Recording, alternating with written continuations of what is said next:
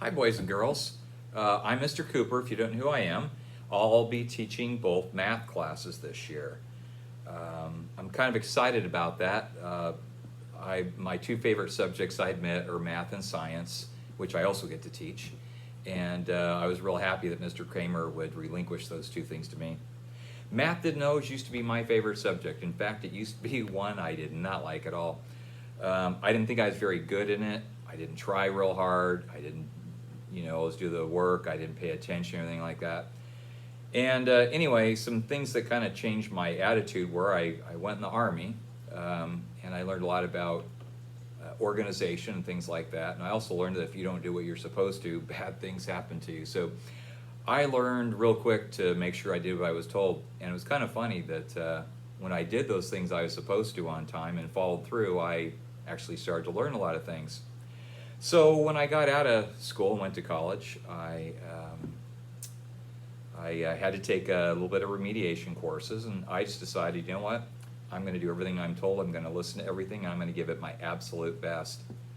And then I got an A. I thought, wow, that's weird. Okay, so I got a little confidence. And anyway, to make a long story short, yeah, I did real well in math, and I paid the price. I had to do a lot of review work for things I hadn't done, and I went through calculus and everything else and really enjoyed myself, quite frankly. So what I'm saying to you is, if you're doing great in math right now, keep doing what you're doing. If you're not doing so good, I'm not convinced you're not good in math. It might be you've got gaps or you haven't worked hard enough. And let's face it, sometimes you have to work harder in other subjects than others. This may not seem related to you, but for instance, dancing. I'm not really good with kinesthetic intelligence, and what I mean is I'm not really good at moving my body, so I have an absolute fascination with people who can dance. For me, it's like it takes everything I've got to be able to dance. I just know that if there's a dance class, whatever somebody else takes, I'll have to spend twice what they do, and I'm okay with that. Eventually you get better, First things first. If you need help at open house, I gave you a form that showed our office hours, and I'll be here from 8:35 to 4:05, usually longer, sometimes earlier, but I'll be around the building. I'll either be filming, maybe I'm doing lessons, whatever else, but I do have my office hours listed there. I don't want you to think like you can't get a hold of me. If all else fails, you can even call me at home. My school phone number is on there, the open house form that I gave you. It also has my email. I'll also give you my home phone number. You might want to write that down. It's 360-273-8258. If you hear the Three Stooges singing to you when you call, you're at the right place. I bet you that doesn't happen very often. I like to laugh too, so just so you know. Let's see. Normally, I would have ready. You'd be taking that test. I know you guys, most of you are probably familiar with that. The introductory test usually takes about three hours. Unfortunately, it's not ready yet. So it'll probably be another week or 2 weeks before we get that started. You're going to find that a lot of things aren't working technology-wise, including Mr. Cooper sometimes. I hope you'll give me the grace that I'm going to give you. We'll just have to find a way to get around it. One of my favorite phrases, I was in the Army, but my son went in the Marine Corps because he said he wanted to be tougher than Dad. Anyway, one of his phrases was improvise, adapt, overcome. So, I'm going to come to school every day.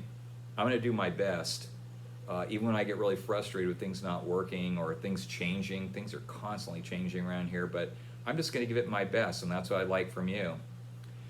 One of the nice things about us taping is at least you have a little more flexibility in when you take things. I love YouTube. I'm a YouTube fanatic. I am on there all the time, and what I like about YouTube is I normally have to watch things a few times. So if I want to watch something on, well, I love cars, right? So I'll go on there, and if I'm wanting to know something about sanding or prepping, whatever else, I'll sit there and go through it a couple times or stop it to take notes. So feel free to do that any time I'm speaking, okay? All right. So anyway, so I won't know where you're at is my dilemma right now, and I don't know what happened last year because of COVID. So I figured I'd start with something simple. In the beginning of the year, what I normally do is I give a time math facts test.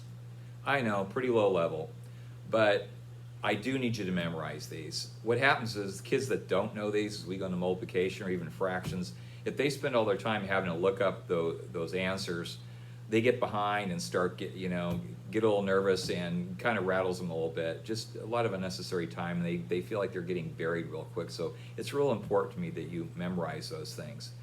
I won't have the advantage this year of giving you a test to start with. I normally give 60 problems you have to do in 3 minutes, and you cannot make one mistake.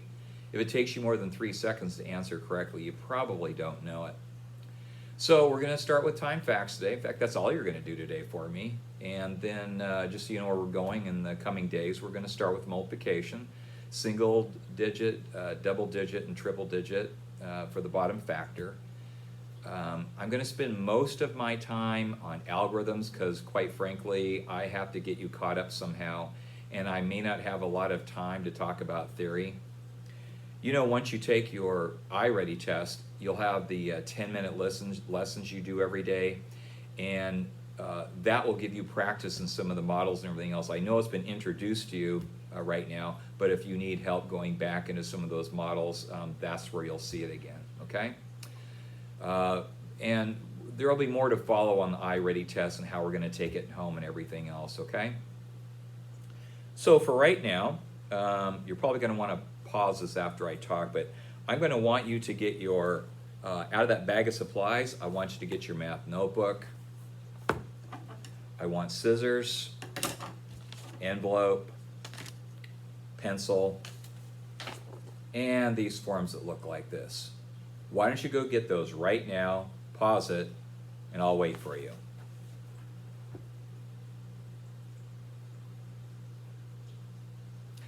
Okay, welcome back. So, what you're going to do today is I want you to take the staple out of the back of these forms. Okay, like this. And you'll see, the factors on the front. I've got all of them on there. And what I want you to do is on the back of each of these cards, I want you to write the answer. So the first sheet should be 7 times 9. Yeah, I know what it is, but let's say that you don't know. You have a couple choices. One is you could just use a calculator. The other thing is in the back of your notebook, just so you know, there is a time facts chart. See right here? There it is. So if I want to know what 7 times 9 is, here's the way you use it. You'll draw vertical and horizontal lines across. So I'll show you how this works.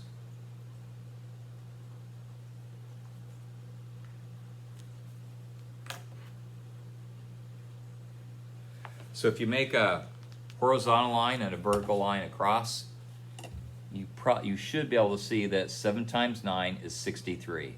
I hope you can see okay with my iPod. All right? So again, I want you to number all these on the back. So here we go. Remember I said 7 times 9 is 63. Make sure it's in the right place.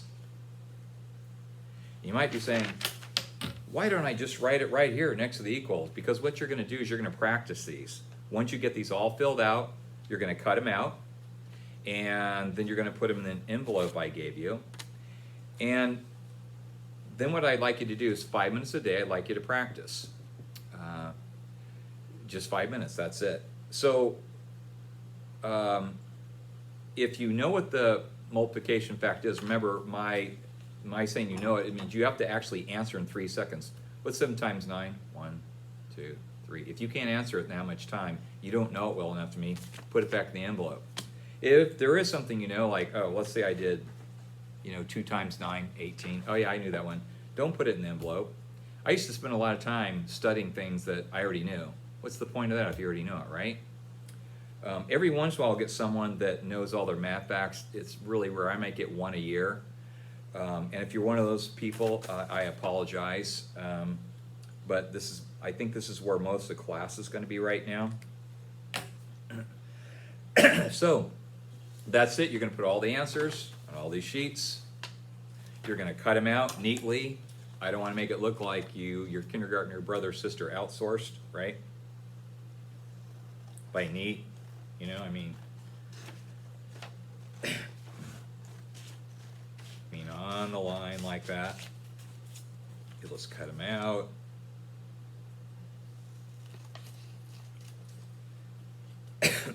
Excuse me. I'm sure you don't want to sit here and watch me cut all these cards out, so I'll just do a couple to tell you what I'm looking at.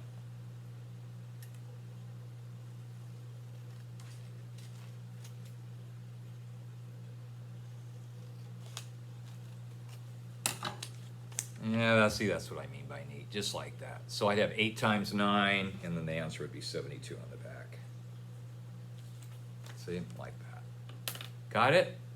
That's your only job today. So you're gonna write all the answers down, cut them out, put them in the envelope, practice, do your initial run where you check to see, do I know this or not? If you already know what it is, toss it. Just leave the ones that you don't know in this envelope, okay? Well, hey, that's it for today, all right? And I look forward to seeing you again tomorrow.